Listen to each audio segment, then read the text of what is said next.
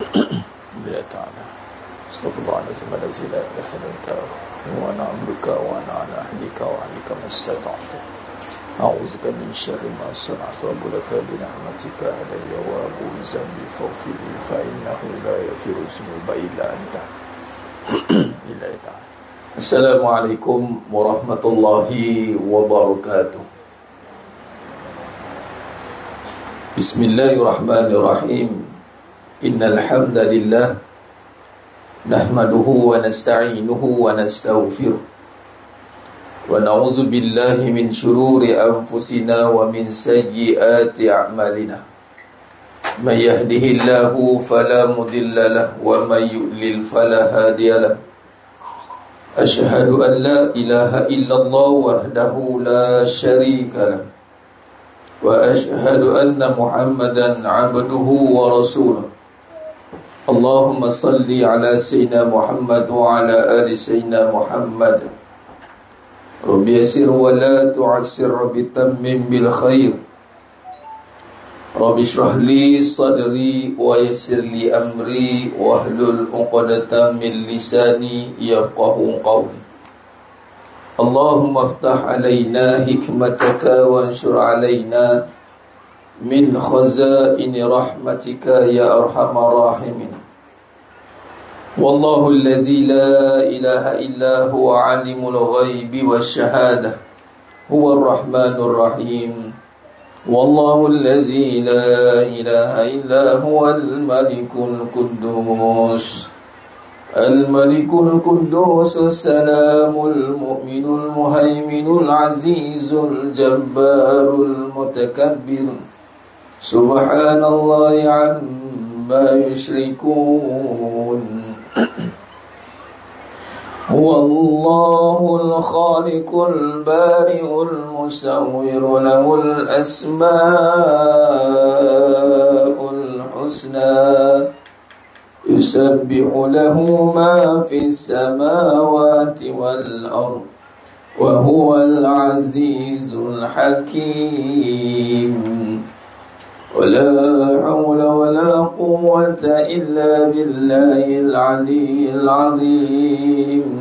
ولا منجا من الله إلا إليه. أما بعد أيها المؤمنون اتقوا الله أوصيكم وإياي بتقوى الله فقد فاز المتقون. Sidang jemaah yang dimuliakan Allah Subhanahu wa taala, mudah-mudahan kita semua tergolong dalam golongan hamba-hambanya yang benar-benar bersyukur. Amin ya rabbal alamin. Alhamdulillah, syukur pada Allah SWT pada pagi yang penuh barakah ni. Allah berikan kita lagi ruang dan peluang, masa dan tenaga kita.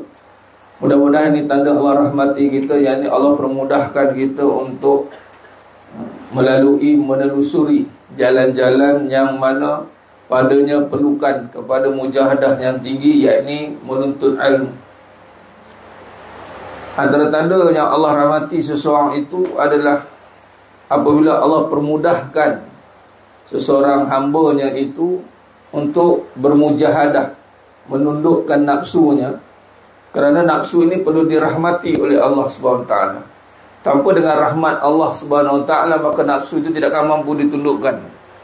Nafsu tidak akan mampu dikalahkan dengan ilmu kita, amal kita. Tak akan mampu kerana nafsu tidak mengenal sesiapa pun, melainkan hanya mengenal Allah Subhanahu wa taala. Sebab tu jangan terkejut ada orang yang beramal, ada orang yang berilmu, kadang-kadang bila Allah datangkan satu ujian datang padanya, kalau contoh orang yang beramal ataupun makhluk yang beramal tapi gagal dalam ujian, itu iblis. Bila Allah tak rahmati seseorang itu, apabila amalannya tidak memberi bekas kepada hatinya, buktinya nafsunya menjadi tidak jinak, tidak lunak, tidak mutmainnah.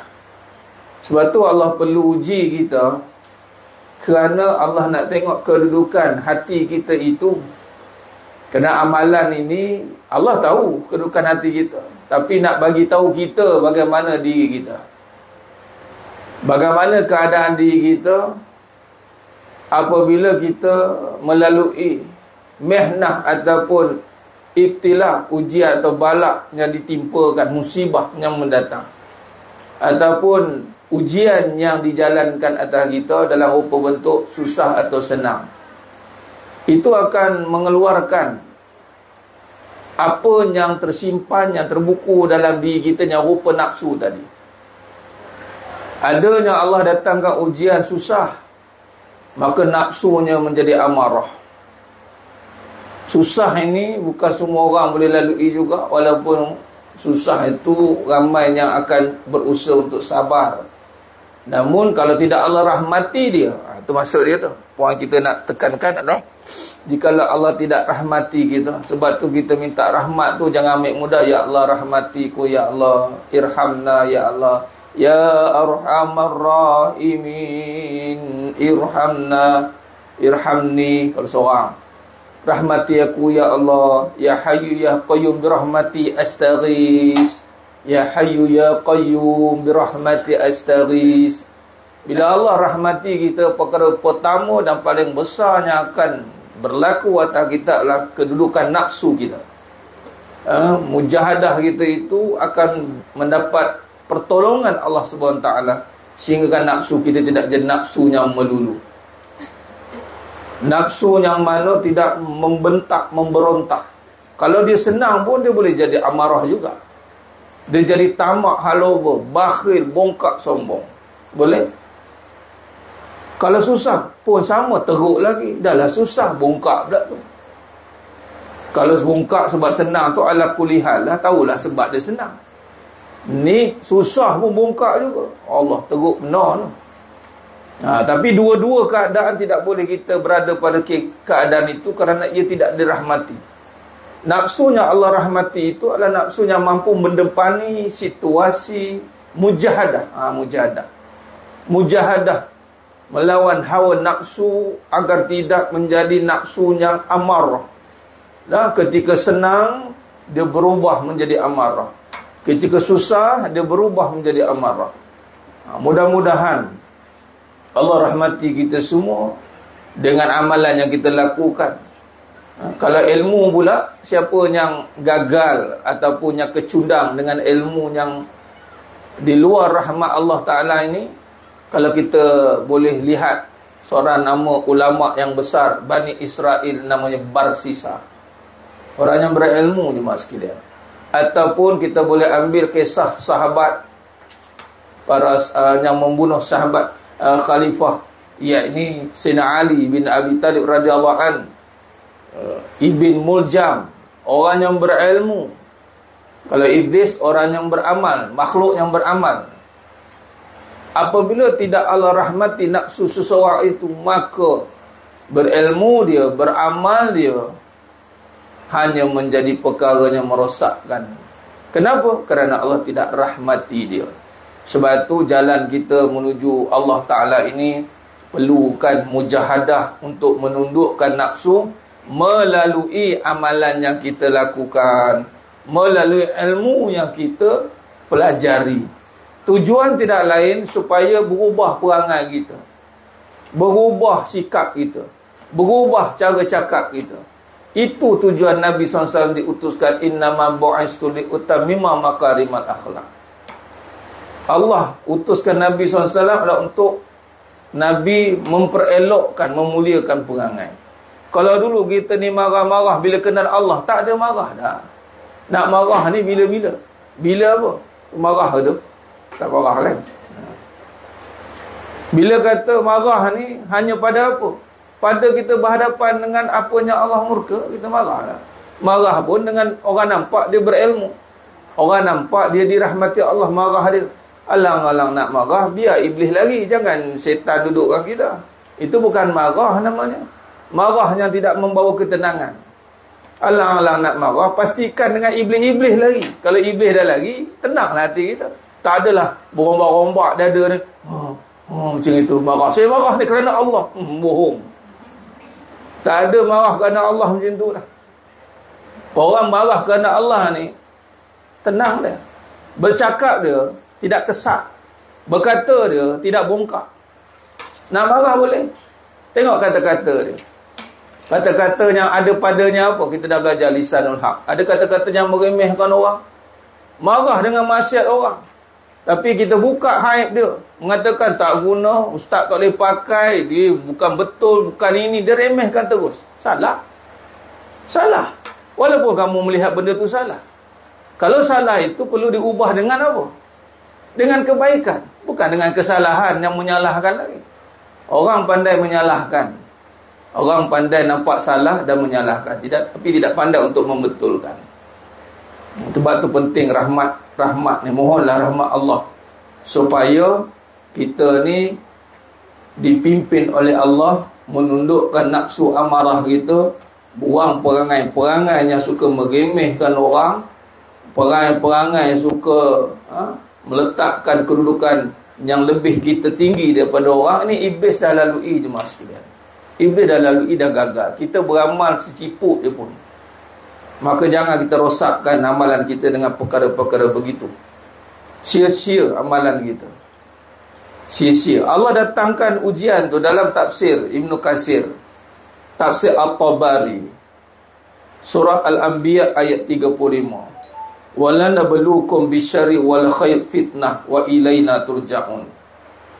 Kata Imam At-Tabari meletakkan bahawa Allah datangkan kita dua rupa bentuk keadaan susah, buruk dan baik. Allah untuk melihat keadaan kita kembali kepada Allah atau tidak. Itu saja. Allah datangkan orang buruk kepada kita, bukan nak burukkan dia. Allah datangkan orang buruk, perangai buruk pada kita, bukan kita nak burukkan dia. Patutnya Allah datangkan orang buruk pada kita untuk kita berdoa kepada Allah, baikkan dia. Itu kembali kepada Allah patutnya. Orang buruk datang pada kita, kita pun dengan alasan kita menjauhi dia. Dengan alasan apa? Takut kita ni termakan, terkesan dengan keburukan dia. Rupanya kita dah memburukkan dia.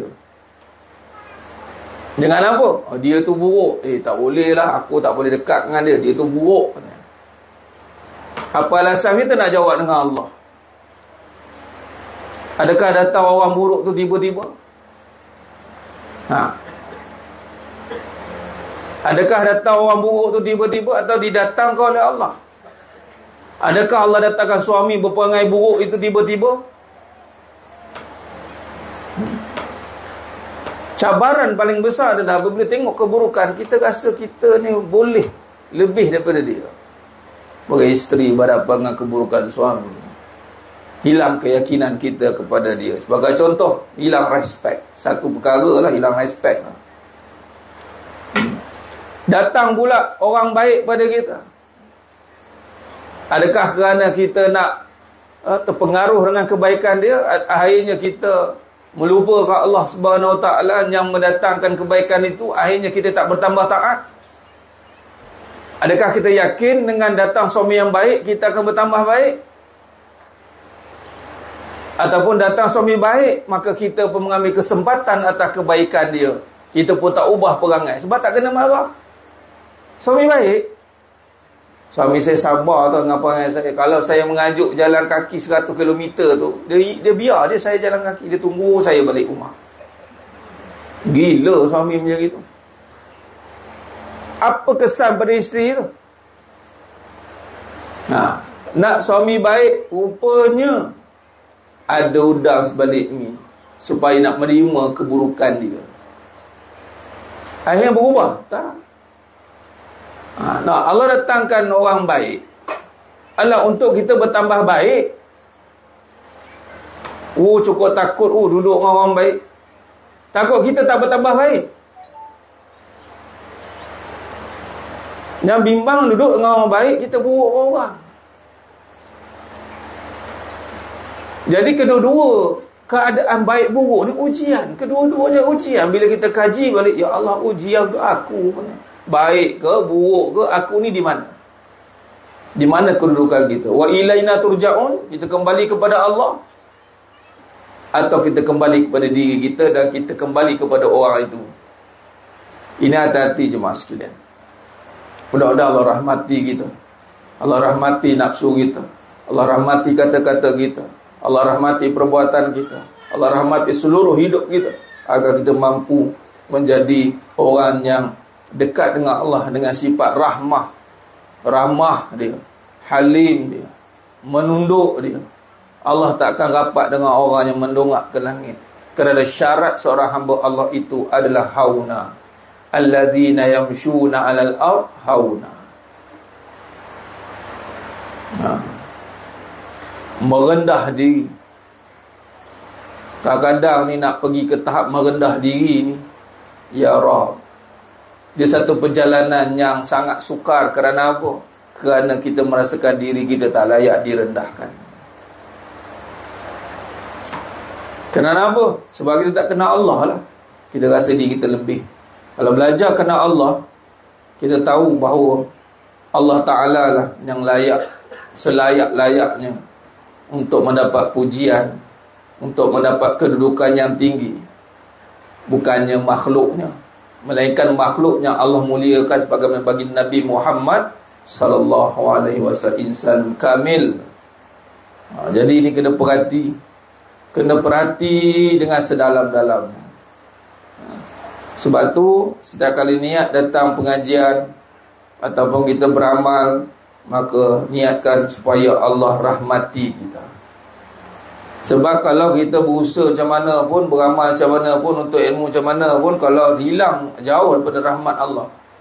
Berbalik kepada kisah tadi, iblis gagal dengan amalan dia, Barsisa gagal dengan ilmu dan amal dia. Ibn Muljam jadi puak Khawarij. Ini contoh-contoh yang Allah tampilkan kepada kita untuk kita mengambil pengajaran dan bergantung kepada Allah. Hati-hati. Sifat, ingat hamba Allah tu, Allah dah letakkan sifatnya hauna. Saya sampai tahap Allah Ta'ala takdirkan letakkan nama anak hauna untuk saya. Sebab bila kita bertambah, kita berkembang, adakah kita merasa diri kita merendah? Betul kata hauna. Malah hauna tu kena disembunyikan. Nurul hauna najwa, bisikan. Satu bisikan ataupun bukan bisikan apa, hauna ni dibisikkan cahaya kerendahan, dihembuskan, ditiupkan dengan sifatnya, dikumpul, adakah kita mendapat kerendahan? Batu sebut dia hauna. Memang pelik orang sebut hauna. Tapi ada maksud yang besar. Saya dapat pada kitab pada ayahanda saya, pada Tuan Guru Haji Sahar juga, Al-Munafikun, surah Al-Munafikun, Al-Furqan, Al-Furqan. Allazina yamshuna 'alal ardh hauna, ibadur rahman allazina yamshuna 'alal ardh hauna. Ujian untuk merendah diri ini bukan satu perkara yang mudah. Jadi mohonlah rahmat Allah. Ingat. Jemaah yang muliakan Allah SWT, alhamdulillah, meneruskan kajian sejarah atau kajian sifat 20 sejarah dan kupasan pendekatan akidah karangan Tuan Guru Dr. Nik Muhammad Syukri Nikwan hafizahullah ta'ala alaih, rahimahullah ta'ala alaih. Mudah-mudahan Allah rahmati beliau, jaga beliau, seluruh keturunan beliau ditempatkan di kalangan orang saleh dan salehah, dimasukkan syurga tanpa hisab. Amin ya rabbal alamin. Mudah-mudahan karangan beliau ini menjadi jariah untuk beliau dan juga kepada siapa yang menelusuri kajian ini, mengikuti pengajian ini. Mudah-mudahan Allah rahmati kita semua, Allah jaga keturunan kita semua, Allah jaga perilaku kita semua, Allah pilih kita untuk sedekat dengan Allah SWT, lalu dimasukkan dalam syurga yang tanpa hisab. Amin ya rabbal alamin.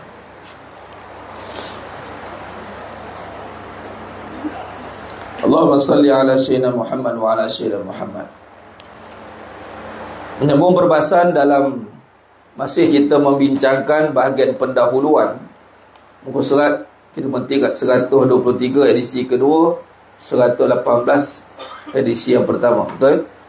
Alhamdulillah. Pada perenggan yang terakhir, selain sifat-sifat tersebut, yang ini merujuk kembali kepada golongan salafiyah, perenggan yang di atas, turut mengemukakan 13 sifat menurut pandangan yang rajih. Bila sebut salafiyah, kita dah pernah bincangkan reaksi salafiyah, yang mana Tuan Guru telah nyatakan siapakah golongan salafiyah itu. Ia ini satu kumpulan yang mana berusaha untuk membawa kembali kaedah salafus salih, iaitu Al-Quran dan hadis, tetapi merujuk pada kumpulan terkini sekarang ini. Dia tidak merujuk pada salafi yang dulu, iaitu salafus salih, atau dengan gelaran bukan kita menggelarkan. Namun Tuan Guru Dr. Nik Syukri Nikwan tidak menggelarkan Wahabi, dia panggil salafiyah. Salafiyah. Abdul Wahab, daripada ini Ibn Taymiyah. Dua orang kata apa, susu galuh ataupun dipanggil perujukan utama salafiyah ini, itulah Ibn Taymiyah atau Abdul Wahab itu. Baik. Maka selain sifat-sifat tersebut, golongan salafiyah turut mengumpulkan juga sifat-sifat Allah SWT. Golongan ini, golongan yang mana akan yang banyak menyuarakan atau lantang memperkatakan tentang apa saja yang dibawa oleh Asy'ariyah Al-Maturidiyah. Terutamanya kaedah sifat 20 ini satu kaedah yang tidak mengikut kepada Ahlussunnah wal Jamaah. Mereka pun klaim Ahlussunnah wal Jamaah juga. Tidak ikut Al-Quran dan As-Sunnah. Ialah satu kaedah rekaan. Ini tidak tepat kerana mereka pun mengemukakan juga sifat-sifat Allah SWT yang tidak pernah dikemukakan dalam pusat Ummul Barahin. Antaranya mereka juga sifat-sifat Allah semua ada yang tidak pernah dikemukakan dalam pusat Ummul Barahin. Imam As-Sanusi, tambahan atas tu mereka gunakan juga 13 sifat. Ada juga tambahan bagi mereka, antaranya al-izzah, kekuatan, dan kemuliaan, jalal, kebesaran dan keagungan, hubbun, kasih, hubbun, sabar, ya sabur, ma'iyah, kesertaan dan sebagainya. Dalam saya lihat, tak tahulah sekalian perhati atau tidak, ada beberapa cuplikan, potongan video daripada beberapa asatizah yang saya tengok tu daripada seberang sana lah. Banyak di seberang dan ada juga di sini, tapi saya tengok dua tu. Mereka dengan pantasnya mengatakan bahawa apa dihadkan sifat ini, katanya. Apa dihadkan kajian tu, Allah ada 20 sifat. Mana mungkin Allah ada 20 sifat saja, jemaah sekalian, katanya. Maka Allah tidak terhad pada 20 sifat. Nampak sangat dia tak buka Ummul Barahin. Sedangkan Al-Imam Sanusi rahimahullah ta'ala terang-terang meletakkan famimma yajibu, famimma, maka sebahagian.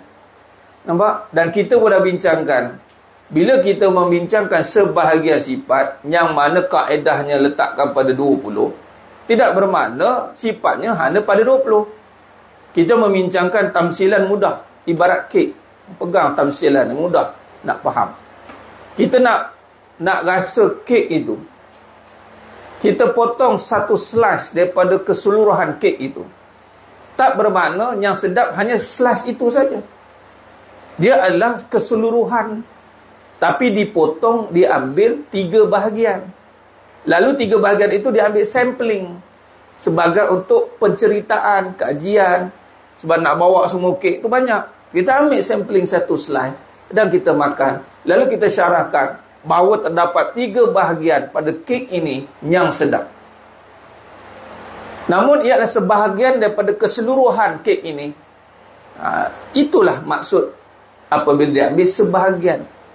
Dan mereka pun menggunakan juga sifat-sifat Allah Ta'ala, lalu diletakkan pada 13 sifat itu, walaupun mereka tidak menghadkan. Baik. 13 sifat yang wajib bagi Allah SWT turut dikemukakan dan disyarahkan oleh pengasas Al-Ahbash. Ada satu gerakan Ahbash atau Jam'iyah Al-Mash'ari Al-Khairiyah Al-Islamiyah, yang Persatuan Projek Amal Islam di Beirut, iaitu Syekh Abdullah Al-Harari, dalam Ar-Rasail Al-Harari fi Tibyan An-Najm Al-Khair Al-Bariyah, syarah as-sifat, dalam syarah sifat salata, syarah al-wajibah ta'ala li Allah Ta'ala, sifat-sifat yang dikemukakan oleh al-wujud al-qidam, sifat yang dikemukakan yakni al-wujud al-qidam, al-baqa, al-wahdaniyah, al-qiyam bin nafsi ta'ala, mukhalafatu lil hawadith, al-haya, al-qudrah, al-iradah, al-ilm, al-sama', al-basar, al-kalam. Kalau kita lihat, mereka juga mengambil sifat yang sama.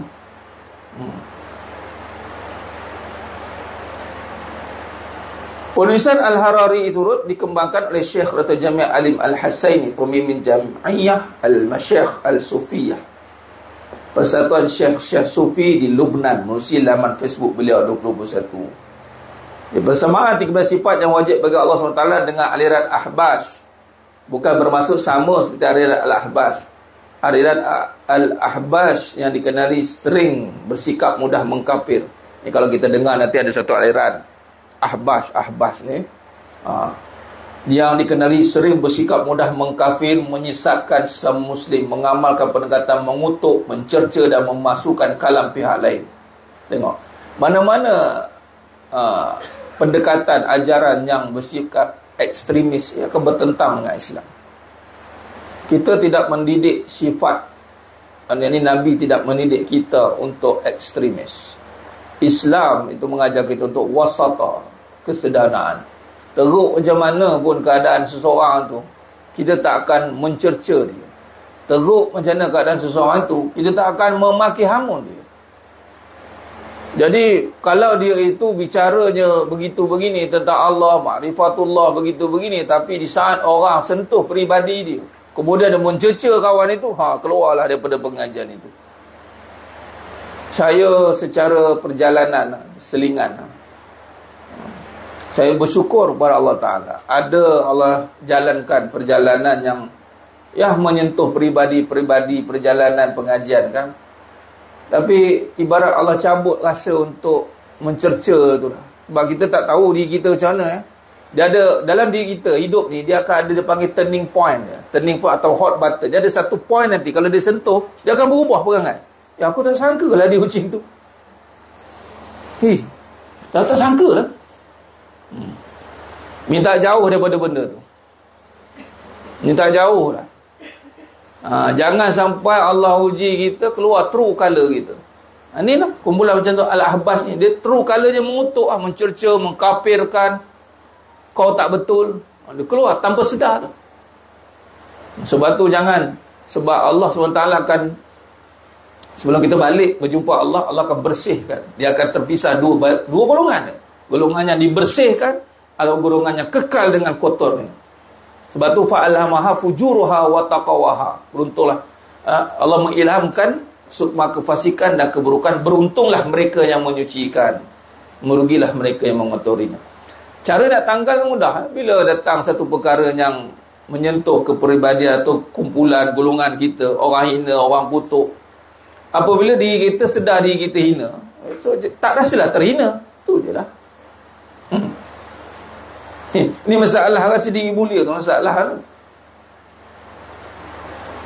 Rasa diri mulia, rasa terhina kita. Rasa diri tu tak pernah menzalimi, lalu rasa dizalimi rasa. Bila rasa diri itu bermula, tengok selevel Nabi Adam AS, Nabi kan pun rasa Rabbana zalamna anfusana, menzalimi diri sendiri. Setara Nabi pun merasa menzalimi diri sendiri, walhal Nabi maksum kan. Ini kita tak habis-habis, saya dizalimi, saya dianiayai, saya dizalimi. Awak siapa? Walaupun betul lah ada perbuatan yang menzalimi itu, kita tak nafikan. Tapi orang yang benar-benar jalan dia mengenal sifat Allah. Sebab tu tauhid ni penting ni mas sekalian. Antara nak menanggalkan situasi itu adalah dengan kita benar-benar membenarkan akidah kita tepat dan jelas, sehingga tidak ada lagi ekstremis dalam hati kita, dalam diri kita. Tak ada dah. Orang kutuk kita, hina kita. Betul lah tu apa yang dihina tu. Ya, dia buka aib kita. Biarlah dia buka. Kenapa nak biarkan?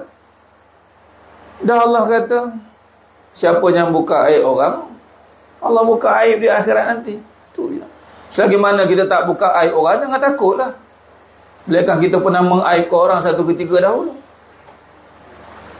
Tu je lah. Sepeh mudah. Selagi mana kita tak mengaibkan, yang kita takut sekarang ni dengan Allah kan.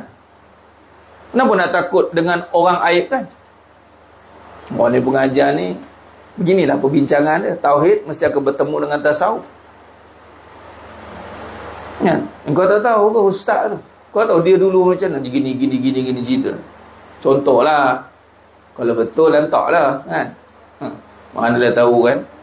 Saya ni sekap jarang dia, jangan marah kan. Saya pun tak tahu sebenarnya.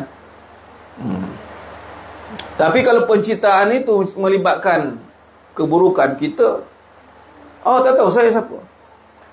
Cuma kadang yang kita kena jelaskan. Macam contoh terbaru ni saya keluarkan balik, terpaksa lah.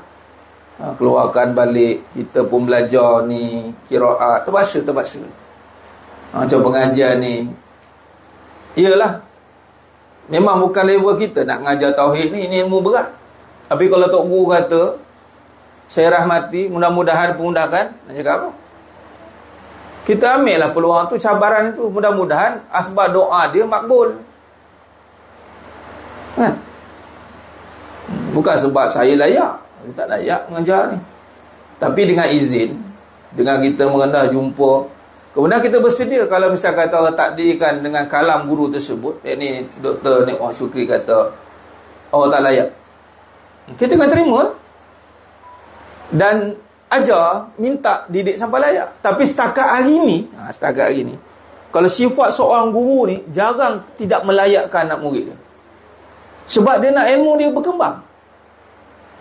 Jarang. Macam Datuk Salahuddin Omar Al-Qari, untuk memahami qiraat ni ilmu yang susah, memang susah. Sampai beliau kata dah ramai surrender dah, entah yang bertahan ni. Bukan senang nak susun mana Imam Nafiq, siapa dulu, siapa guna pertama. Kita ada 7 imam, 14 anak murid. 7 imam, 14 anak murid. Setiap bacaan kita kena tentukan. Tengok pula riwayat mana, kalimah mana. Nak susun, dia kena hafal. Setakat yang mahir beliau lah, dia ilmu kemahiran. Tapi beliau kata apa? Dah boleh mengajar dah ni. Nantilah. Dah boleh mengajar tu kot. Sebab apa kalau orang tanya tak ada jawab? Ni tak apalah. Nanti Datuk insyaAllah jumpa je.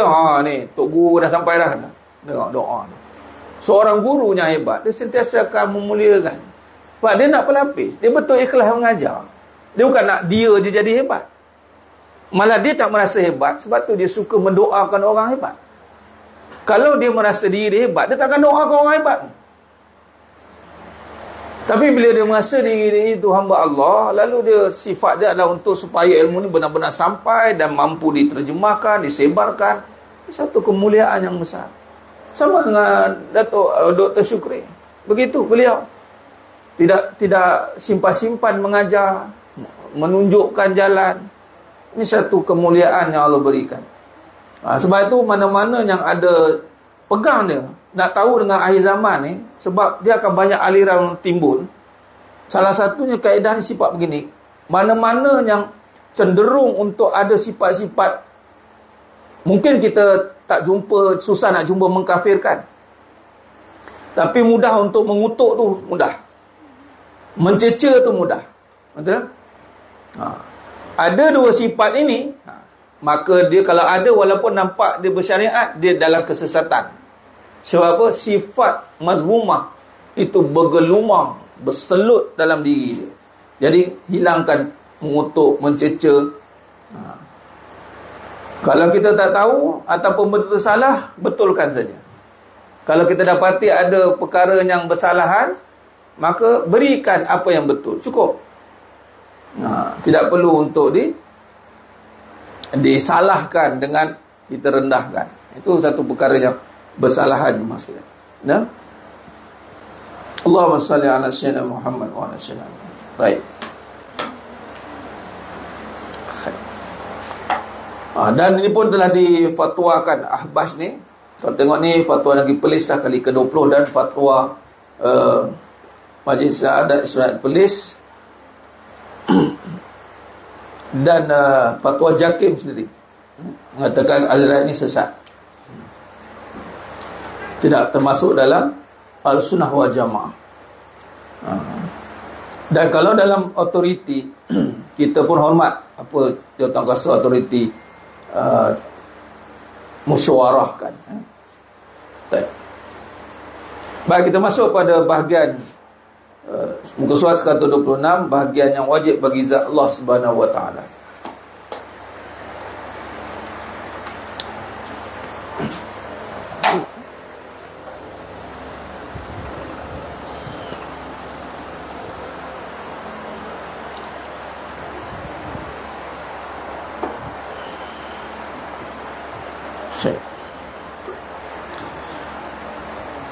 Maka kita masuk dalam perbahasan bahagian yang wajib bagi zat Allah Subhanahu wa taala.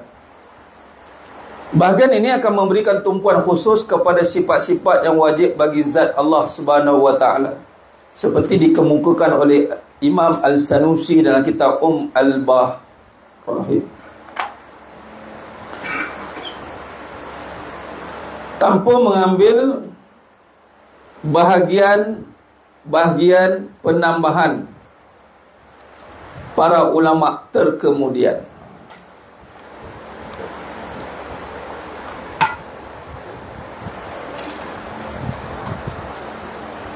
Itu ada spelling error. Al-Barahin, bukan Bahrahin. Yang edisi tamu betul? Salah. Barahin. Barahin. Bara alif ha ya nun. Dia bukan Bahrahin. Kan ada. Okey. Edisi tamu pun sama. Kan? Kenapa dikekalkan? Kenapa? Kenapa edisi kedua pun masih Bahrahin? Sama kan? Saya kedua. Kenapa? Siapa dapat tahu?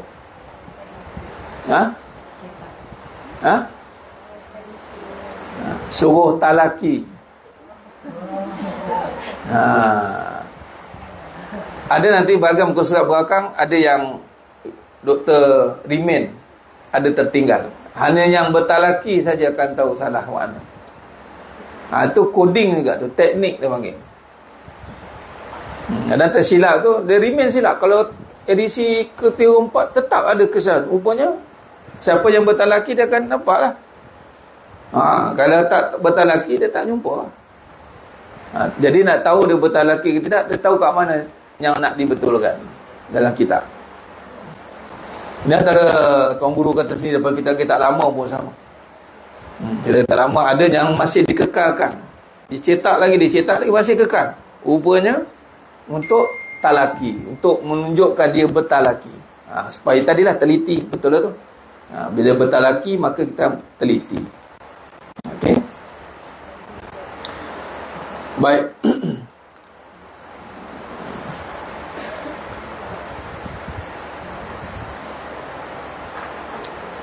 Maka dalam kitab Al-Barahin tanpa mengambil bahagian-bahagian penambahan para ulama terkemudian, maka dibawakan perbahasan khas pada kitab Al-Barahin tanpa ada penambahan daripada ulama-ulama terkemudian.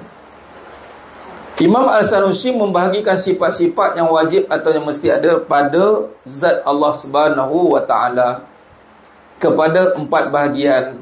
Ini kaedah. Ini bagi kaedah ni. Datanglah kaedah yang mana Al-Imam Al-Sanusi membahagikan sifat-sifat yang wajib yang mesti ada pada zat Allah SWT. Ini kena faham. Bukan kita yang menentukan sifat tu mesti ada. Ini kadang-kadang orang yang tidak mengikuti pengajian ini, dia kata kita pula menentukan sifat bagi Allah. Yang mana salah tu. Walhal sifat yang mesti ada bermaksud keadaan itu pada hukum yang mana penerimaan tu bukan kita menentukan. Kita memahami dengan perbahasan yang sebelumnya, sifat tu mesti ada. Bukannya kita mengadakan sifat itu pada Allah. Kita kena faham mesti ada ya? Sebab ditulis ni sifat yang mesti ada pada zat Allah. Sebab saya mendengar, ini yang kata tadi, bila kita dengar aliran-aliran golongan-golongan, terutamanya sebagai contoh salafiyah kan, dia antara poin dia mengatakan, pertama, kenapa dihadkan sifat Allah? Satu. Kedua, kenapa kita tetapkan sifat pada Allah? Dia ingat kita yang menetapkan sifat. Bermaksud dia tak mengaji lah kitab ni. Kalau mengaji pun dia salah faham lah. Dia bukan untuk mengaji dengan faham, dia untuk mencari mana yang salah faham. Hati-hati. Kita kena baca kitab tu, hati-hati. Kena cari syarah yang sebenar. Baik.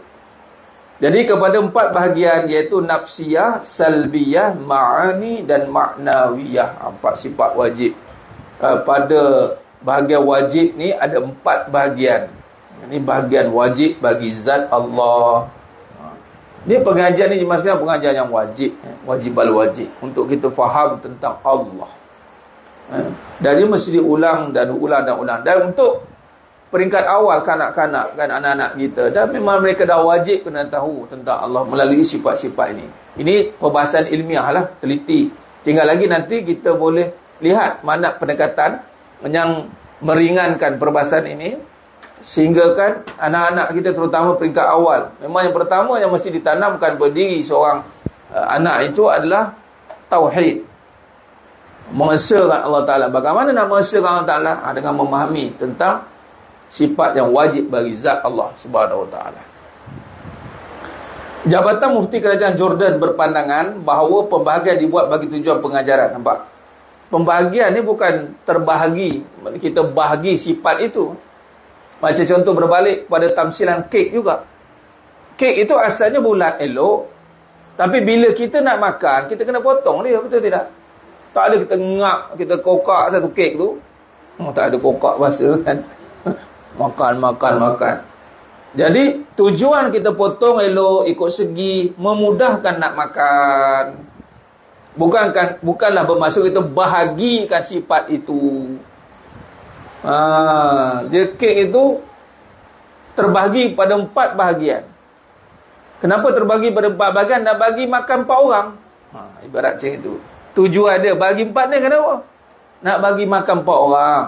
Okay. Kalau ditanya kenapa sifat wajib bagi Allah, bagi zat Allah ni, sifat zat Allah, nampak main zat Allah tu. Allah merujuk pada Ismul A'zam. Zat, nama bagi zat Allah. Allah, nama bagi zat yang qadim, yang tanpa ada permulaan. Kalau pergi kepada perbahasan zat ni, memang kita tak boleh nak bahas lah sepatutnya. Sebab tu zat ni perbahasan yang tanpa ada apa-apa gandingan yang perlu diperbahaskan. Sebab tu kena ada kaedah membahasnya. Jadi tujuan adalah untuk pengajaran dan pembelajaran secara ilmiah supaya lebih mudah menghafal dan mengenali secara mendalam serta senang untuk diulang kaji. Ingat, penambahan sesuatu perkara itu bukan penambahan, tapi bertambah baik. Dia pun ayat-ayat yang mesti kita kena faham. Sebab word-word penambahan ni, golongan-golongan tertentu ni cukup allergic penambahan katanya. Ni menambah-nambah ni, menambah-nambah. Ini bukan menambah-nambah, penambah. Sebab apa? Untuk kita ulang kaji lebih mudah, nak mendalami lebih baik.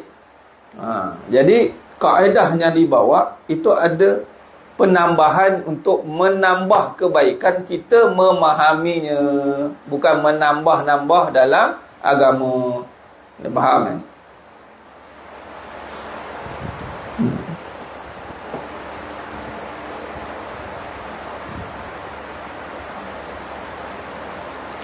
Baik.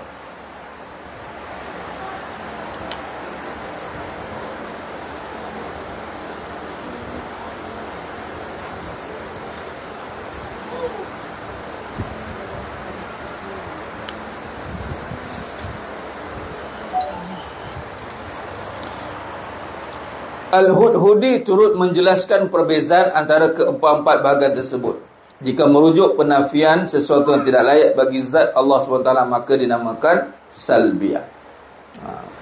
Penafian yang tidak selayaknya pada zat Allah, itu dinamakan salbiyah.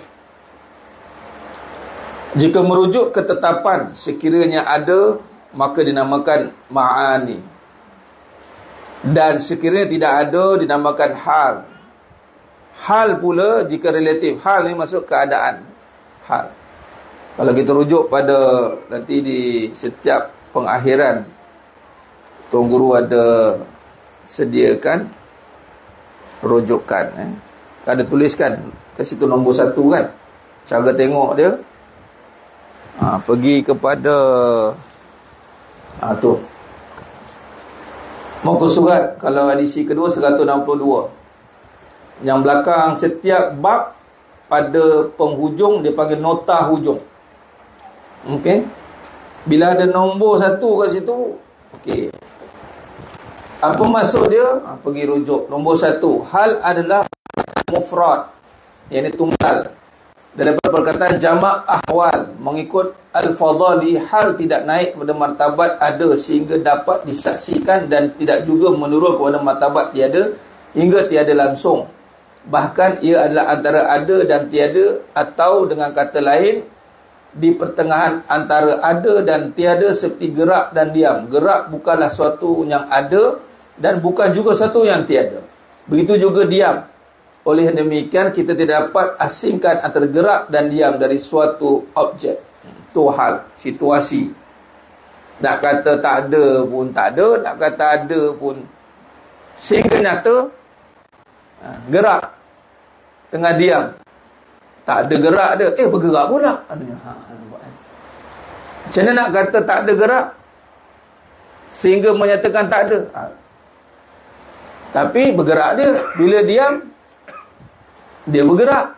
Bila gerak, dia diam sekejap lagi. Dia bagi hal.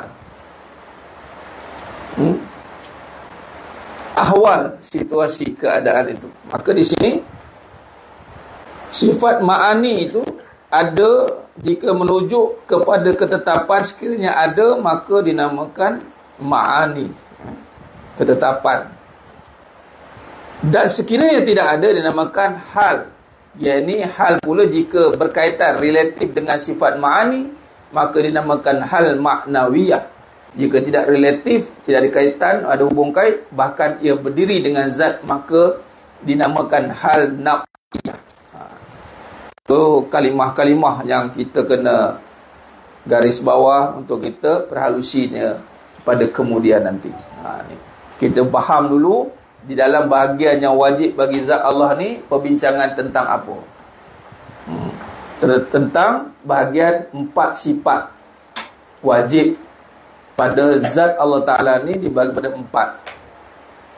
Maka dalam perbahasan Al-Imam Hudhudi memberikan penjelasan tentang salbiyah itu apa, yakni satu penafian yang tidak layak bagi zat Allah. Sifat tu nanti menafikan apa yang tak layak.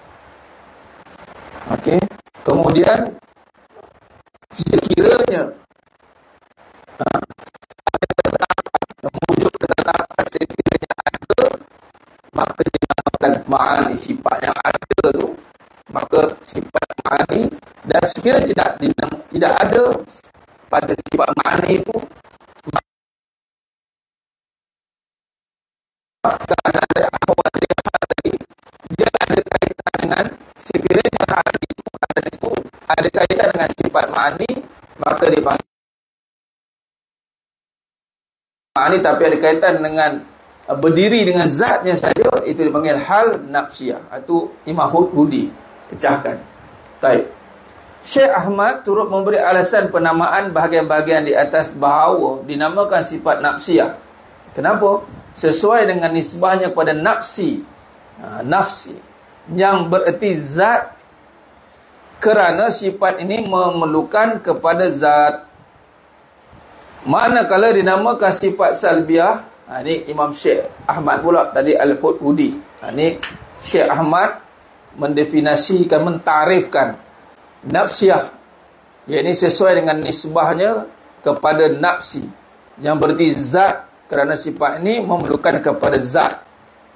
Manakala dinamakan sifat salbiyah, yang berarti makna nanti yang berdiri pada.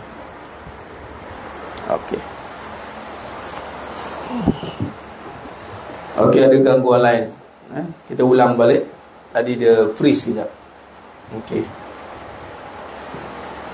Menurut Syekh Ahmad, turut memberi penjelasan atau memberi makna ataupun alasan penamaan bahagian-bahagian di atas, iaitu 4 sifat, 4 bahagian pada sifat zat Allah SWT itu nafsiyah, iaitu sesuai dengan nisbahnya kepada nafsi, yang berarti zat, kerana sifat ini memerlukan kepada zat. Manakala dinamakan sifat salbiyah, yang berarti nafi, kerana ia menafikan kekurangan bagi Allah Subhanahu Wa Taala. Selain itu dinamakan sifat ma'ani, kerana ia mempunyai beberapa makna yang berdiri pada zat Allah Subhanahu Wa Taala. Dan dinamakan sifat ma'nawiyah, kerana ia memerlukan pada sifat ma'ani. Yang ini ma'nawiyah ni adalah kupasan ataupun lanjutan daripada sifat ma'ani.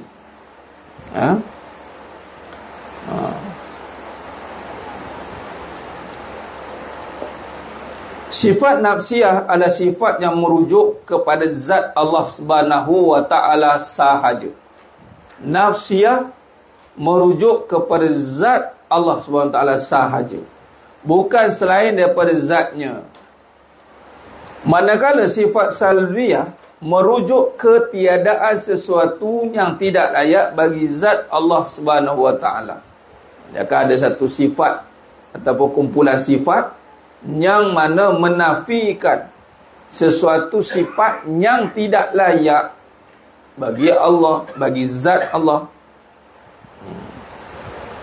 Jadi 5 nanti kita bahaskan. Masuk topik salbiyah, kita akan masuk qidam, baqa, mukhalafatuhu lil hawadis. Kan? Kita akan bahaskan. Ma'ani pula merujuk kepada sifat-sifat yang tetap ada pada zat Allah SWT. Sifat-sifat.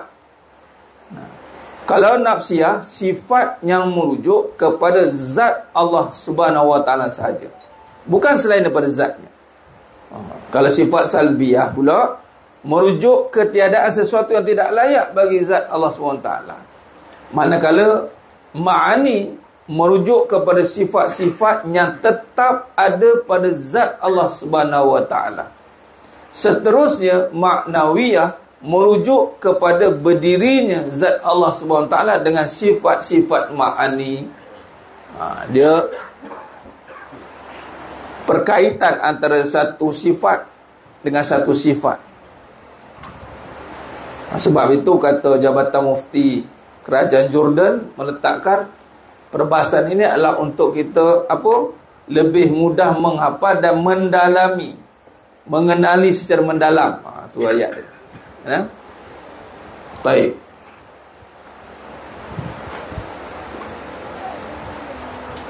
FB okey tak ke? Ke masih hang lagi? Masih okey dah tak?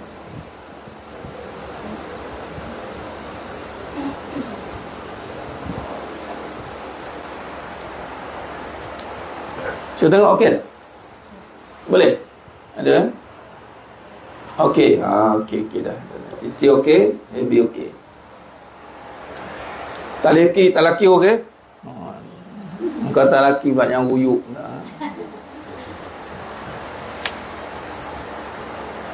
Cuti sekolah kan? Ngata kita cuti sekali.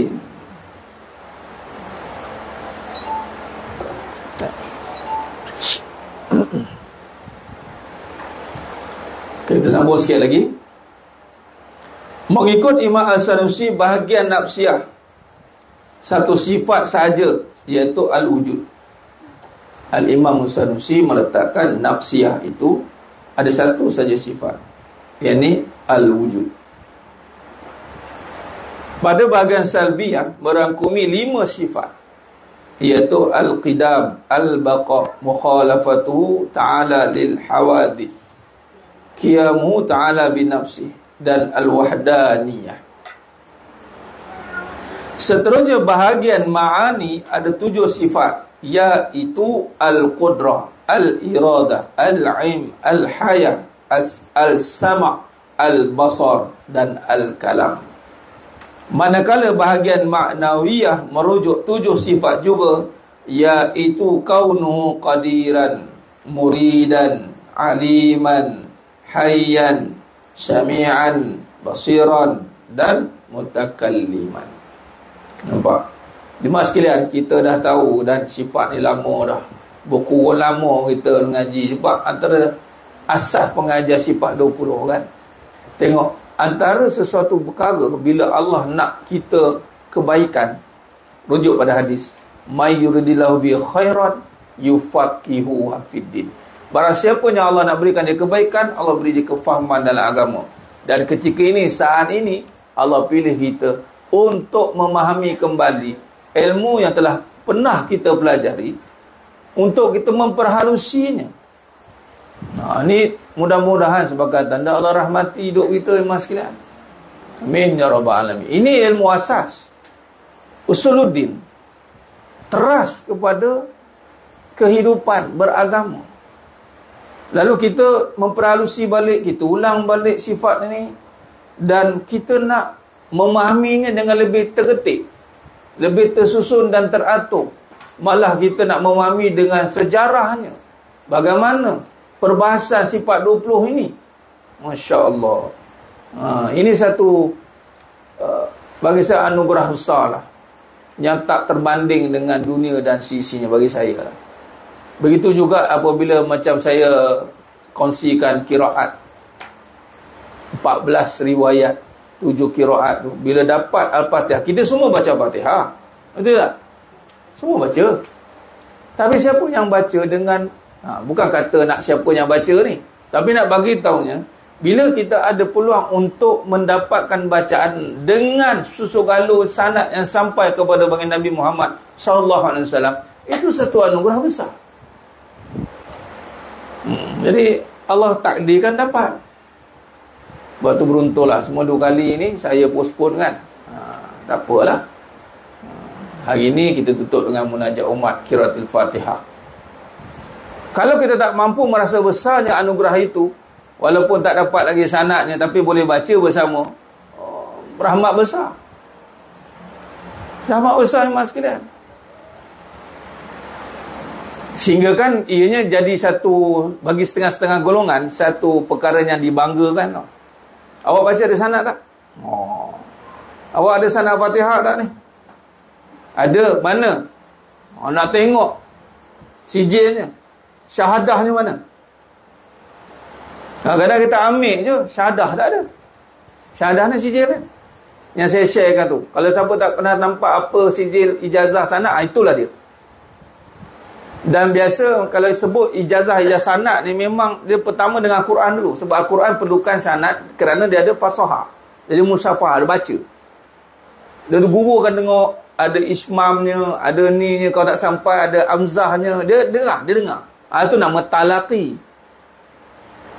Kemudian baru turun pada ilmu-ilmu yang lain. Jadi talaqi yang pertama ni adalah Al-Quran. Sebab nak dengar bacaan. Siapa nak dengar bacaan kita? Kadang-kadang kita baca syok sendiri je kan. Tapi nak dapat bacaan pun bukannya senang. Maka tak adalah kewajipan pula nak sampai kita didengarkan bacaan kan. Jadi kita pun berharap Allah terimalah bacaan. Allahumma salli ala sayyidina Muhammad wa ala sayyidina Muhammad. Jadi begitu juga dengan kita belajar sifat 20 ni. Kali ni kita benar-benar dapat susu galur pembelajaran ini. Dulu mungkin kita belajar, kita dengar, kita ikutlah dengar pengajar.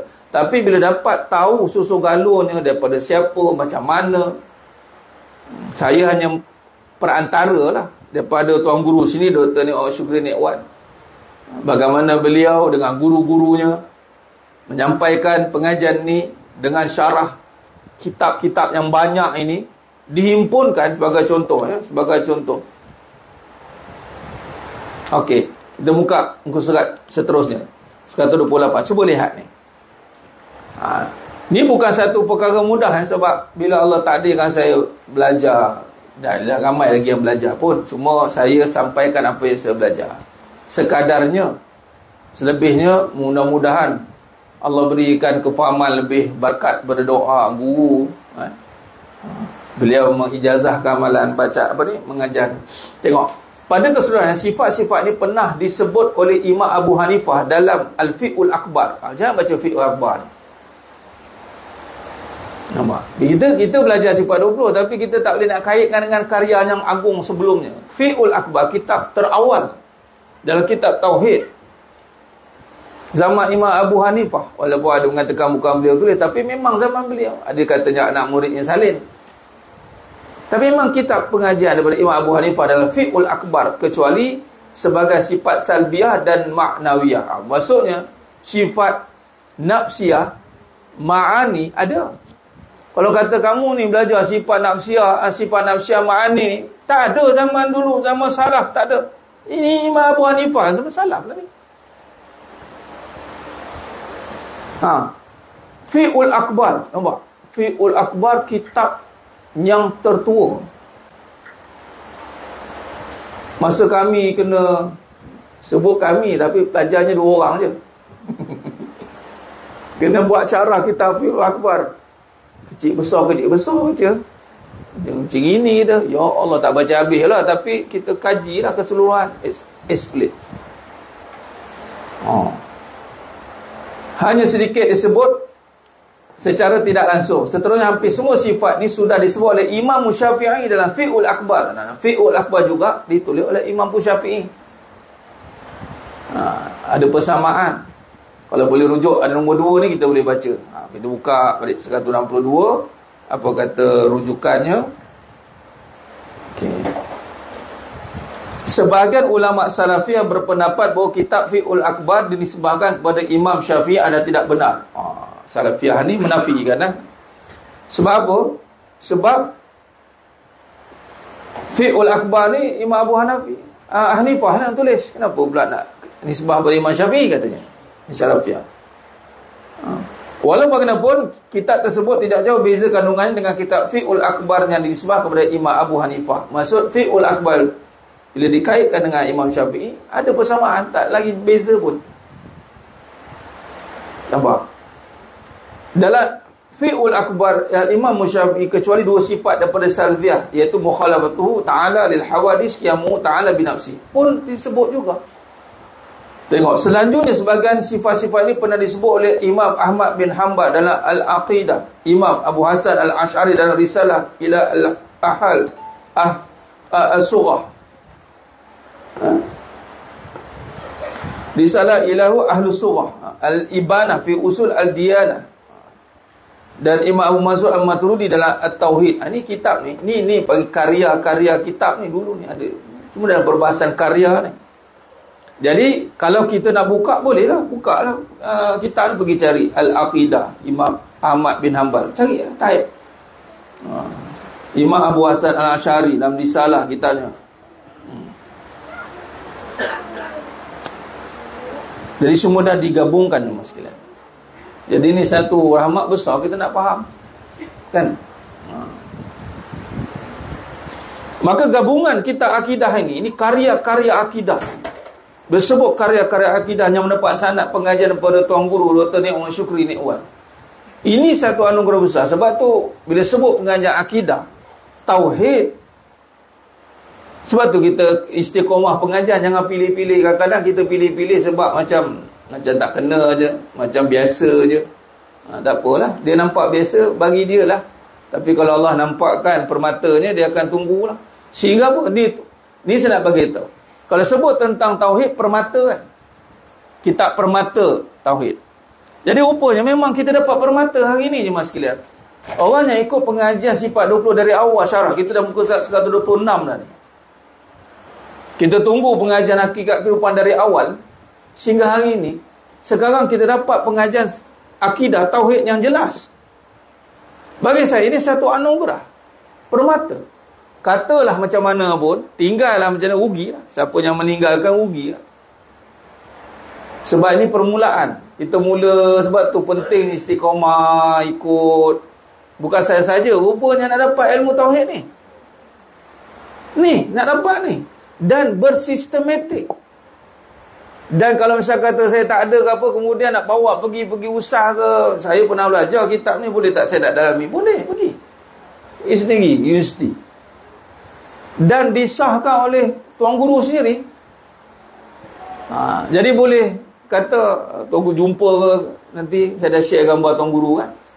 Bagi tahu tuan guru, belajar dengan anak murid tuan guru ni. Sabarit, ya. Dia mengesahkan. Dia sanad tu tak putus. Walaupun pengajian ni halus kan, berat. Untuk kita susun. Bila saya melalui pengajian ni, saya rasa, ya Allah, seronok. Saya lah.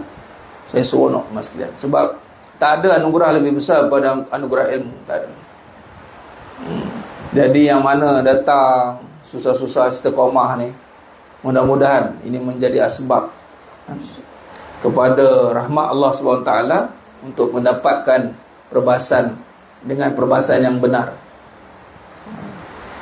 Kita boleh belajar kitab banyak. Contoh, cuba kita buat ulang kaji. Cuba buka hasil karya Musnad, nama-nama kitab. Okey, Musnad 86 edisi kedua. Kita buat ulang kaji sikit.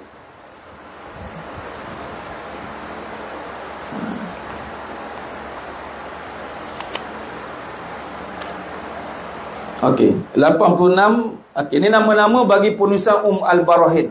Okey, nama-nama.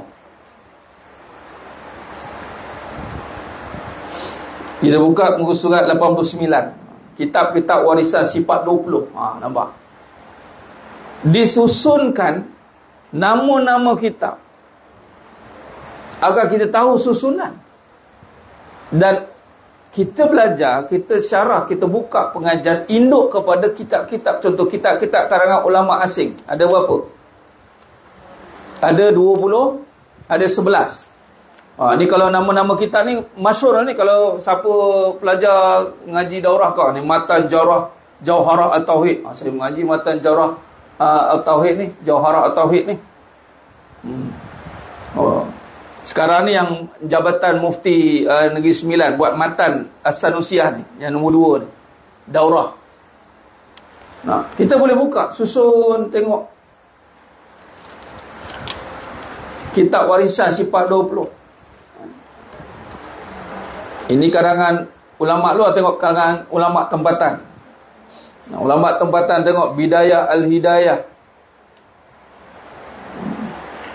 Inilah akidah bagi Sanusiah Matan Umul Al-Barahin.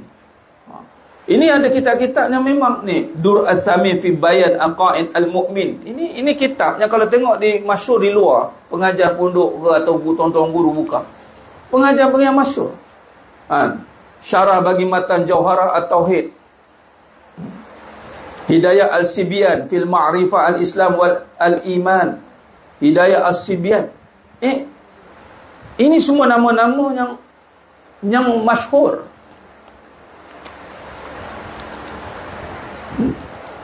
Ni Faridah Al-Faraid nombor 10. Fil Al-Aim Al-Aqaid. Banyak tengok. Sampai ada berapa? Sampai ada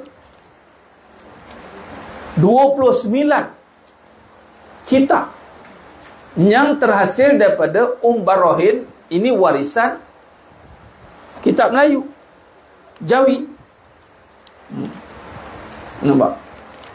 Jemaah sekalian, bila kita duduk pengajian ni, kita boleh listkan, kita belajar semua nama-nama kitab. Walaupun kita tak pergi kepada satu-satu kitab, tapi setiap kitab ada syarah dia. Tengok bawah ni, ada ceritakan siapa tulis himpunan Wan Ismail, contoh Aqidah Faridah.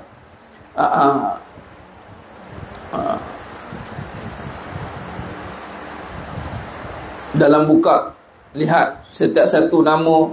Macam tadi kita ambil kitab yang tua sekali, Bidayah Al-Hidayah ni 132 tahun, karangan Syekh Muhammad Zain, dalam bahasa sudah 60 halaman. Walaupun kita tak baca satu-satu kitab, tapi syarah permulaan, apa isi, apa latar belakang, tarikh dia, ada dalam ni. Ini kalau nak buka satu-satu ni, Allah. Jumpa. Tobat lahum tak jumpa. Sebab tu bila saya cakap, bila saya jumpa permata yang besar, memang jumpa betul. Sebab tu jangan tinggal. Tu je lah. Jadi saya sebut jangan tinggal ni, saya tak nak jadi satu tuntutan kan. Yang tinggal lah, nak macam mana. Tak semua orang mampu memiliki permata tu. Tapi siapa yang diberikan permata tu, dia mampu memilikinya. Jadi siapa yang diberikan, beruntunglah. Jadi bila saya tengok balik, Allah, macam kita jumpa dictionary bergerak lah. Jumpa Dr. Syukri ni, nampak? Jadi boleh buka balik. Kalau nak cari risalah ni, buka cari kitab ni, Mutiara Tauhid ni, kitab yang ke-25 ni, Mutiara Tauhid. Ni semua ada pengajian ni. Dan ada dalam sejarah ni, kita belajar ni, dari Barahin ini, induk bagi semua perbahasan-perbahasan kitab yang banyak yang kita boleh pelajarinya. Dan kita sedang belajar induknya. Ya, semua dalam bahasa Jawi. Ini terjemahan. Ya, Jawi Melayu. Nampak? Jadi alhamdulillah, ini satu perkara anugerah. Sebab tu dia kalau ikut susunan ilmu, bila kita ikut pengajian hakikat kehidupan, dia bukan bila mengaji hilang, tak. Bukan hilang. Siapa yang hilang, dia bertambah pengajian, tak apa, silakanlah tambah pengajian. Tapi hilang tu satu kerugian. Sebab apa? Rupanya dalam susunan ilmu, kita dapat ilmu yang paling utama, tauhid. Nampak tidak? Itu masuk di susunan. Allah boleh takdirkan saya sambung dalam syariah Islamiah ke, dalam bab fiqh ke, walaupun semua tu fardu ain, tapi dalam kedudukan fardu ain yang utama itu tauhid. Dan setelah kita pengajian ni berlangsung beberapa tahun, kemudian ditetapkan, sebab tu ianya ibarat satu perjalanan pemurnian hati, perjalanan pembersihan diri, akhirnya untuk kita persiapkan diri belajar tauhid. Dia bukan satu pembelajaran yang orang kata apa, dah belajar tinggal. Dah. Dan biarlah kita berkata Datuk Salahuddin Omar Qari, biarlah belajar sampai mati. Biarlah mati dalam belajar. Sebab itulah telah datang ilham. Sayang, rugi. Bagi saya rugilah ni penutup kita berhenti kat 128 tadi. Nanti kita sambung sifat nafsiah, pembahasan sifat nafsiah. Rugi bagi yang kita dah sediakan platform sebagai penuntut ilmu, penuntut roh tu kan. Dia bukan saya saja tu, supaya biar mati dalam penuntut. Dan kita memang sedang menuntut ilmu. Akhirnya kita mendalami tentang tauhid. Lepas ni banyak lagi perbahasan yang sedang dirancang, dirangka melalui sebagai contoh kerjasama dengan USAS. Kita dapat sumber ilmu yang berautoriti. Ini yang paling penting. Ilmu banyak, tapi autoriti ilmu tu kita kena perhatikan. Di samping kita belajar dengan guru, seorang guru betul, tapi yang berautoriti. Kan antara perkara yang kena dalam pengajian ni dari awal, contoh kan, persoalan tentang autoriti, background, start macam mana, siapa, dia ni siapa. Kita cari guru yang lebih berautoriti, tak apalah. Akhirnya sampai juga autoriti tu. Akhirnya yang dapat ni dengan sabarlah. Keyakinan itu akan dibayar oleh Allah SWT, bukan percuma je mas sekalian. Sebab tu bila daftar atau masuk sebagai niat sebagai penuntut tu, supaya biar mati dalam menuntut ilmu. Ini saya dapat ni daripada tuan guru Datuk Salahuddin Omar Qari, 30 juzuk nak habiskan 14 riwayat 7 qiraat. Saya baru juzuk yang kedua Al-Baqarah 120 muka surat, 121 tak silap. Silap saya muka surat. Baru juzuk kedua. Ada 28 juzuk lagi. Saya tanya kat Datuk, bila nak habis tu, mati. Baguslah mati dengan belajar. Kita ni nak cepat habis je. Saya tak, biar lambat. Sebab apa kita nak mati sebagai penuntut ilmu, yang mana seorang penuntut ilmu ini pahalanya ibarat berjuang fi sabilillah. Yang keluar ni, semua yang keluar ni, ni pahala fi sabilillah ni. Yang memang batu rugi kalau orang bagi peluang datang je ilmu tak datang. Saya rasa tak tahu. Saya bila guru saya kata datang majlis, boleh. Tak apa ni, ulang alik, boleh kata. Saya boleh je. Hari yang Sabtu datang, Rabu datang lagi, boleh. Tak ada kata online boleh tak? Online doktor. Tak, bukan kata yang online kat sini. Tak apalah. Terasa pula kata. Makam online dia. Kan? Terbanglah pula makam talaki. Jangan kata buat apa. Jangan. Kalau tanyalah bagi yang ada bersuami pula. Suami kena ajar sifat 20 ni. Habis cerita. Kalau agak-agak kata buat apa nak ngajar dengan ni. Okey, kalau abang tak nak bagi kau ni, abang datang dengan guru lain yang ngajar sifat 20. Choice. Kalau tak, abang ngajar saya. Saya nak dengar. Kita talaki berdua. Sebab tu saya wajibkan sisi saya, nampak belakang.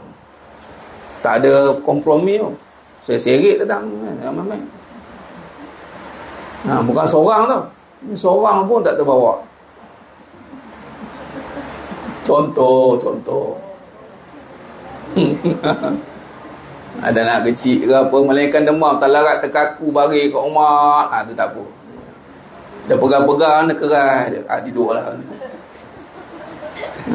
Kalau boleh lagi tu datang. Melainkan anak sakit ke tak apa. Saja tak ada. Jangan tanya tu. Berapa kali kena syarah dengan saya kat rumah. Memang kena bebel. Kena bebel dengan saya. Datang Allah bagi nikmat, dah senang lagi gini. Okey, datang. Kena. Banyak ilmu tauhid. Ilmu tauhid, ilmu yang tak ada kompromi. Bila Rabah radhiyallahu anhu belajar untuk dapatkan tauhid, kena 4 batu. Sumayyah kena sula. Hamba kan. Kita apa kesusahan kita belajar tauhid? Kita kena question lah tu. Nabi mengajar dan bukan Nabi belajar dengan Jibril AS lah. Kena pulau, kena halau. Susah. Bukan senang-senang. Kita ambil senang-senang. Kan? Allahumma salli ala sayyidina Muhammad wa ala sayyidina Muhammad. Baik. Jadi usahakan satu tempat yang memang kewajipan ni memang kena usahakan. Jadi tak ada alasan. Bak kata tuan guru saya Dr. Dewa Syukri, waktu saya belajar ni dah gelap pun ada. Saya tak tahu datang macam mana, tahu-tahu sampai. Satu, keduanya syarah kitab bahasa Arab semua. Walaupun dulu lah saya belajar bahasa Arab, bukan kita teruskan ke Timur Tengah ke kan. Tak adalah kemahiran tu, tapi dia takkan tanya, tak ada alasan. Tak mahu tu, saya tak pandai ni. Tak ada. Dah masuk, saya pandai lah cari. Ambil lah translator ke apa ke. Zaman sekarang zaman canggih kan. Tak ada excuse. Dan kalau kata background, saya bukan background. Kalau katalah bukan background, tapi sebab beliau melihat background tak background, tauhid ini wajib. Belajar. Buka syarah kita, suruh syarah lagi. Lepas tu dia akan ajarlah kita tengok mana yang tak betul, dia betulkan. Itu yang penting. Nah.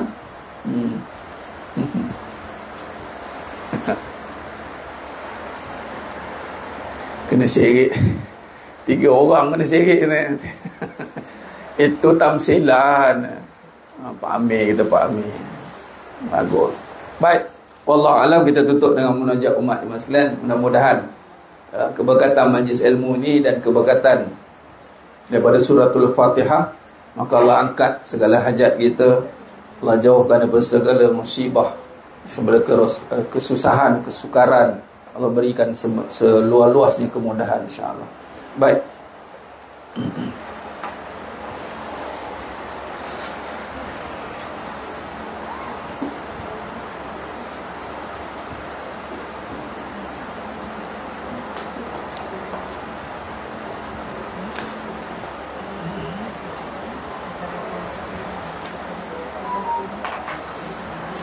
أستغفر الله العظيم الذي لا إله إلا هو الحي القيوم وأتوب إليه. أستغفر الله العظيم الذي لا إله إلا هو الحي القيوم وأتوب إليه. أستغفر الله العظيم الذي لا إله إلا هو الحي القيوم وأتوب إليه. بسم الله الرحمن الرحيم. الحمد لله رب العالمين الرحمن الرحيم مالك يوم الدين إياك نعبد وإياك نستعين اهدنا الصراط المستقيم صراط الذين أنعمت عليهم غير المغضوب عليهم ولا الضالين آمين. بسم الله الرحمن الرحيم.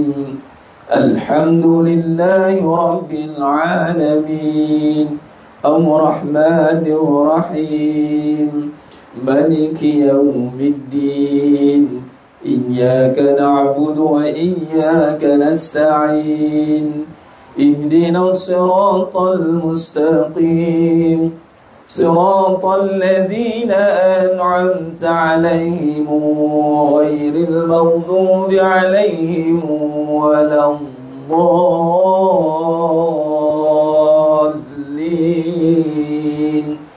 آمين. بسم الله الرحمن الرحيم.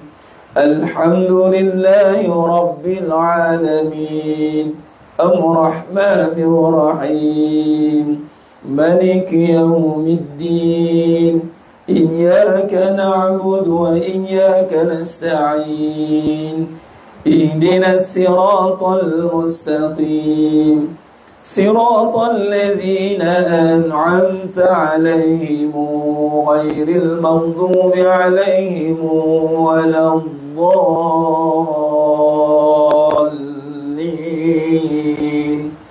آمين. بسم الله الرحمن الرحيم. الحمد لله رب العالمين الرحمن الرحيم مالك يوم الدين إياك نعبد وإياك نستعين اهدنا الصراط المستقيم صراط الذين أنعمت عليهم غير المغضوب عليهم ولا الضالين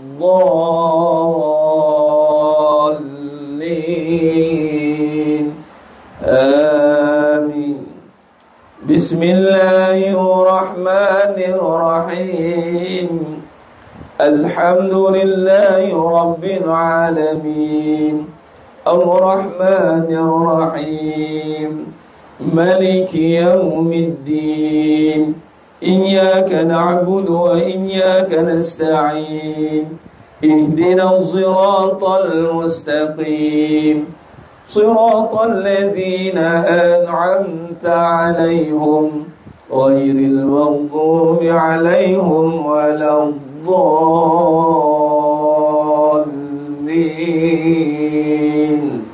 آمين. بسم الله الرحمن الرحيم.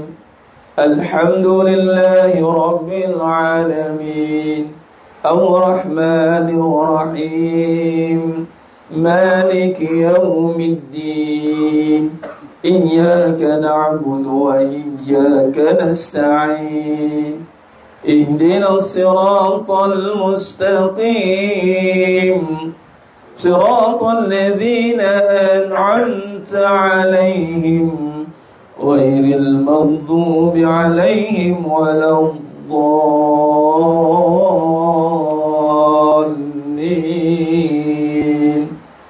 آمين. بسم الله الرحمن الرحيم.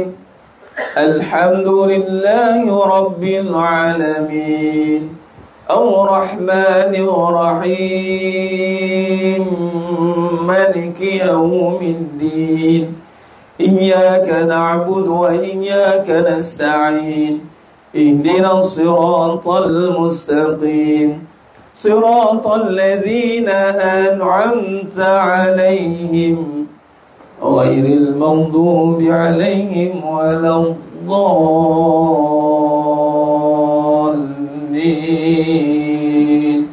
آمين. بسم الله الرحمن الرحيم الحمد لله رب العالمين الرحمن الرحيم مالك يوم الدين إياك نعبد وإياك نستعين اهدنا الصراط المستقيم صراط الذين أنعمت عليهم غير المغضوب عليهم ولا الضالين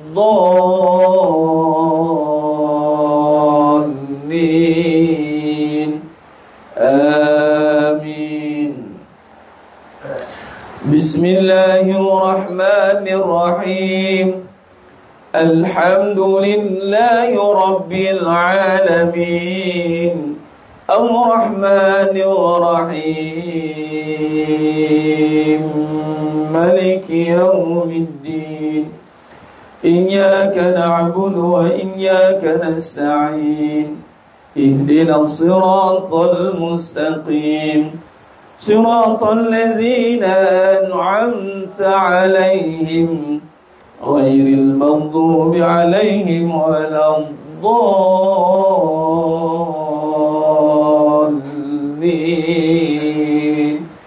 آمين.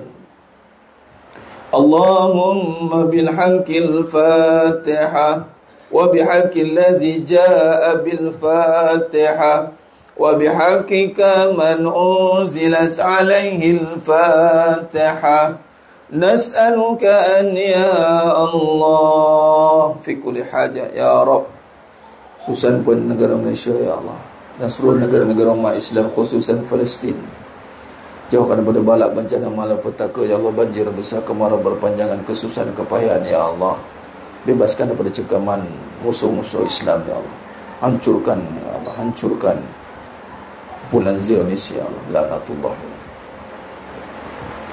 Nas'aluka an ya Allah fi kulli hajat ya Rabb khususan semua jemaah yang ada pada hari ini ya Allah kabulkan segala hajat kami ya Allah urusan kami ya Allah dunia akhirat ya Allah permudahkan ya Allah dengan semudah-mudahnya ya Allah lapangkan dengan selapang-lapangnya ya Allah. Nas'aluka an ya Allah fi kulli hajat ya Rabb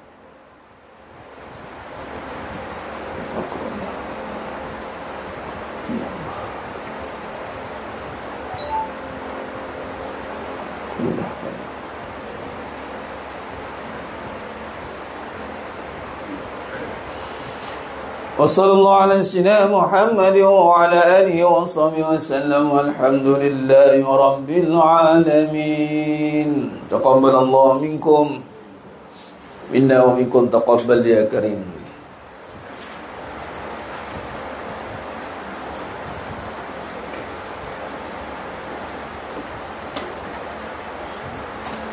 Alhamdulillah, syukur pada Allah Subhanahu wa taala. Berakhir kita majlis kita pada hari ini talaqi sifat 20 sejarah dan kupasan pendekatan akidah dan perbahasan hakikat kehidupan. Dan alhamdulillah kita telah pun akhiri juga dengan munajat umat. InsyaAllah mudah-mudahan dengan bihaqqil Fatihah, kebenaran suratul Fatihah, dengan keberkatannya yang telah kita lazimi bacakan setiap malam dan setiap kali talaqi ini, Allah berikan kebaikan yang sebaik-baiknya dunia dan akhirat. Amin ya rabbal alamin. Sehingga bertemu lagi pada perjumpaan yang seterusnya. InsyaAllah, walaupun maaf daripada saya ada kekurangan, kata-kata tukaran bicara dalam penyampaian, hanya Allah Ta'ala sajalah yang mampu menyempurnakan perbahasan kita pada pagi yang penuh barakah ni. Aku laqali hadza wa astaghfirullahaladzim li wa lakum wa billahi taufiq wal hidayah. Wassalamualaikum warahmatullahi wabarakatuh. Kita tangguh dengan tasbih kafarah dan suratul asr. Subhanakallahumma bihamdik asyhadu an la ilaha illa anta astaghfiruka wa atubu. Bismillahirrahmanirrahim. Wal 'asr. Innal insana fi khusr illa alladhina amanu wa 'amilus solihat wa tawassaw bil haqq wa tawassaw bis sabr. Wallahu a'lam bissawab. Takbir. Allahu akbar.